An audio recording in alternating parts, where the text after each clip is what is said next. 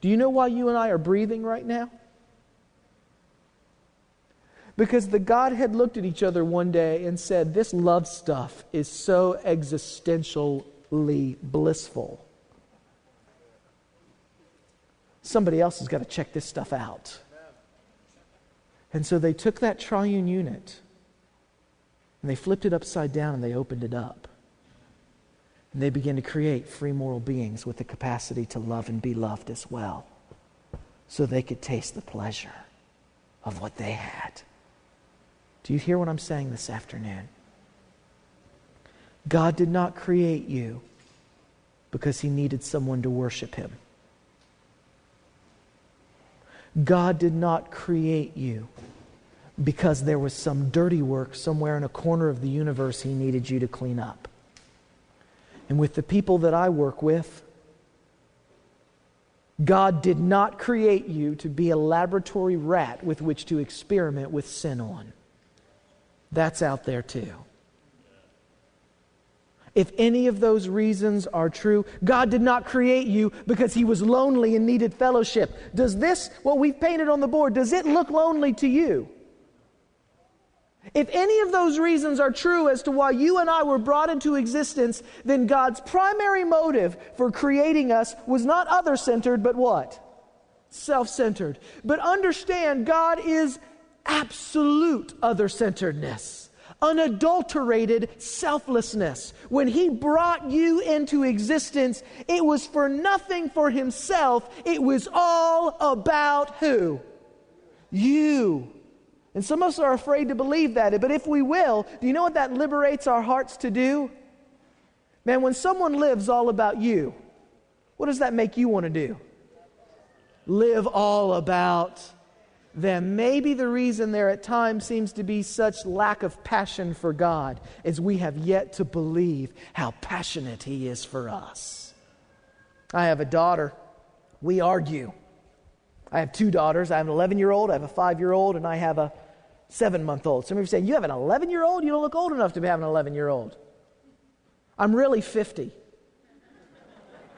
This is what strict adherence to the health message gives you. No, just kidding. I'm 32.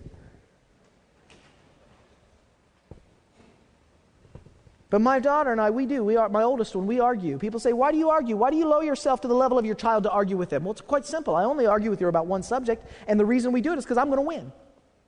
Got it? I'm going to win.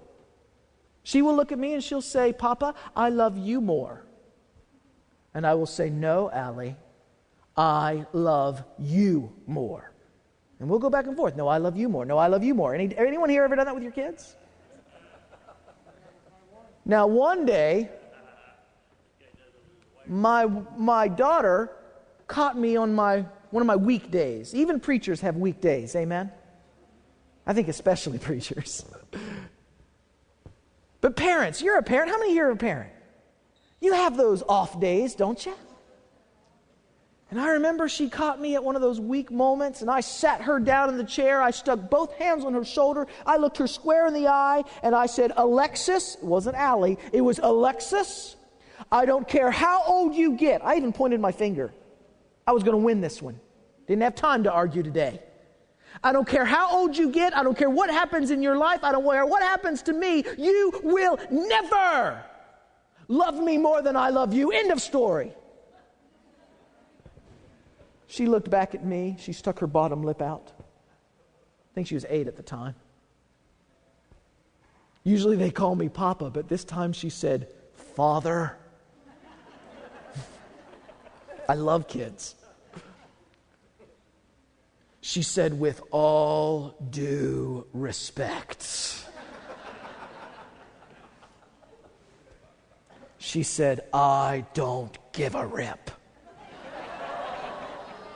She said, I'm going to spend the rest of my life trying. I was tucking her into bed one night. Now, I'm not home often. There are 52 weekends in a year, and I'm gone 42 of them. Traveling all over this globe, trying to help others see how good our God really is. Amen. But when I'm home and I tuck her in, There was one night where, once again, it was one of those weekdays. Those days where you're just tired. And you remember, some of you are in it now. There are some of those days where you just want the door to their room to be shut so that your day can come to an end. Anyone ever been there as a parent? We're being honest this afternoon. That's when we grow, is when we're honest. Amen.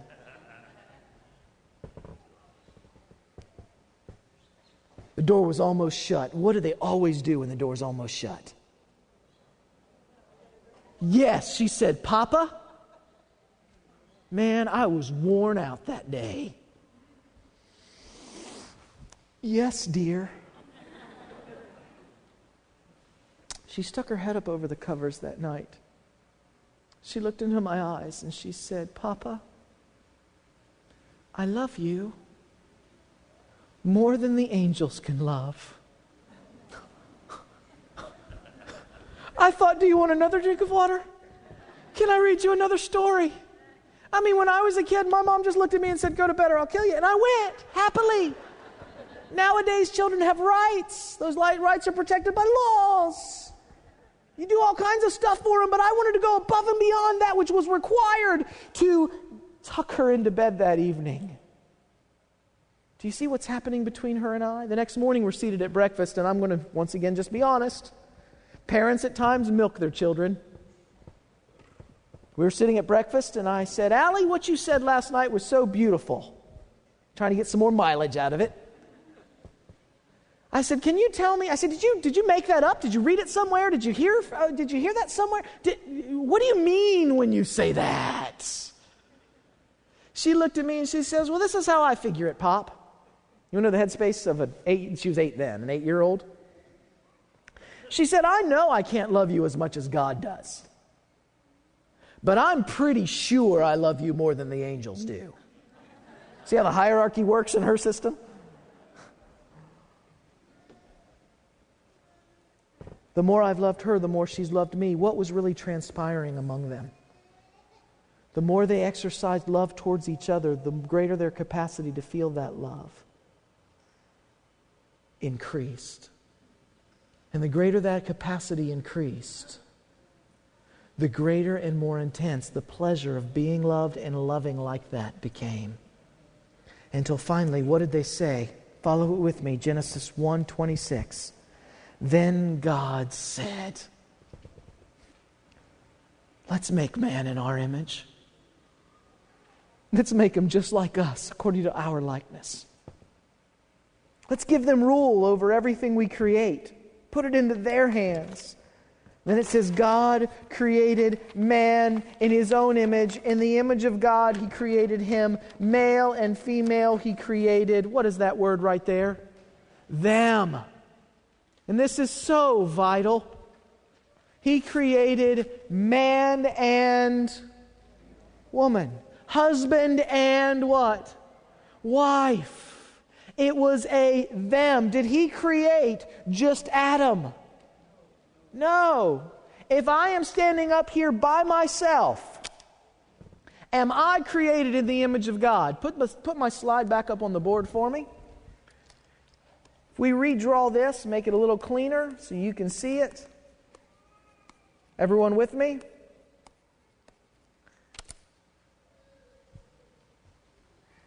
If I am standing up here all by myself, am I created in the image of God? No.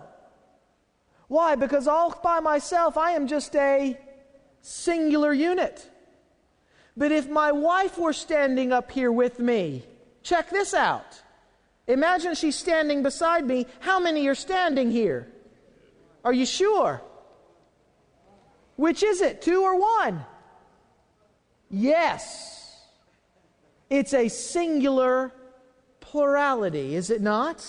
Does that look like the image of God? Interesting. And what is it that makes a plurality a singularity? Yeah, I'm saying what makes it unified. In one word. Love. Love. That is what does it. Love. Now, some of you are thinking right now, wait a second, Herb, does that mean I need to be married to be in the image of God? You answer that. Come on now. No. But hear me. You will never experience what God is all by yourself. That's why church is important. Community is important. Can a church be a singular plurality? Being many members, but yet being one. And what makes a church one? Love. Some say, no, the truth. You know what the truth is? God is love. That's the truth, amen? Everything else is a biblical fact leading us to the truth. But that's the truth. Love. In John 17, we'll have about 20 minutes. We'll close with this. Now I'll share with you 3 more verses, and then we'll close. And if we have time, we might take some questions. How's that? That be all right? Yes? No? Maybe? Okay. John 17. It's on the 3rd page. We're going to pick up where it says, I pray also. It's kind of a third of the way down after an ellipses. Is everyone there with me? I pray also for those who will believe in me through their message, that all of, what does it say? Them, how many is a them? Singular or plural? That all of them may be, what does it say? One. How many is a one? Singular. That all of them may be one, Father, just as, really, Jesus? Just as you are in me and I am in you. That is a huge statement. Ponder it. Whatever it is that's existing right here, where does He want that also to exist? Between you and I. Whatever the Father and Son have going on between each other, He wants that to be happening between you and me too. You chew on that. Whatever they have, He wants us to have. However they are one, He wants us to be one. Wow. Now please don't misunderstand me. Good Adventists. I'm one too. I can't talk about Catholics. Can't talk about Baptists. Can't talk about Presbyterians. You know why? Because I'm none of those. I'm an Adventist. Amen? Which means I know something about you because it takes one to know one. Amen? And I know exactly where you went when we're looking at this. Well, man, I got a long way to go. I mean, well, I need to do this, and I need to do this, and I need to do this. And which one of the 4 are we focusing on? Behavior. Behavior. What's it going to take for us to have between us what exists between the Father and the Son? What's it going to take? Seeing the right picture of what He's really like. For by love, love will be awakened. Amen? Isn't that what it says? I'm quoting. Can we still quote her? By love is love awakened. Not by more effort, not by pulling up on your bootstraps harder, but by encountering His love for you is love for Him and others awakened. Amen? That means what we need above every other thing is to see and believe His love. Whatever's between us, He says, I pray that they would be one just as you are in me and I am in you. May they also be in what?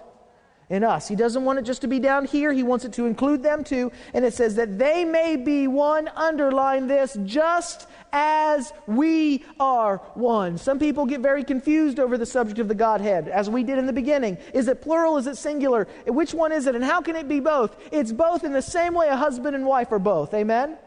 Are they 2 individuals? And yet are they one? Yes, God. Are there 3 individuals there? How many? Father, Son, and the... But what makes them one in one word? Love. Can we be many individuals? But we are to be one just as they are one. Did you catch that? I in them, you in me, that they may be perfected in unity, so that the world may know that you sent me and have loved them, even as you have loved me. Father, I desire, this is the key point of today's talk,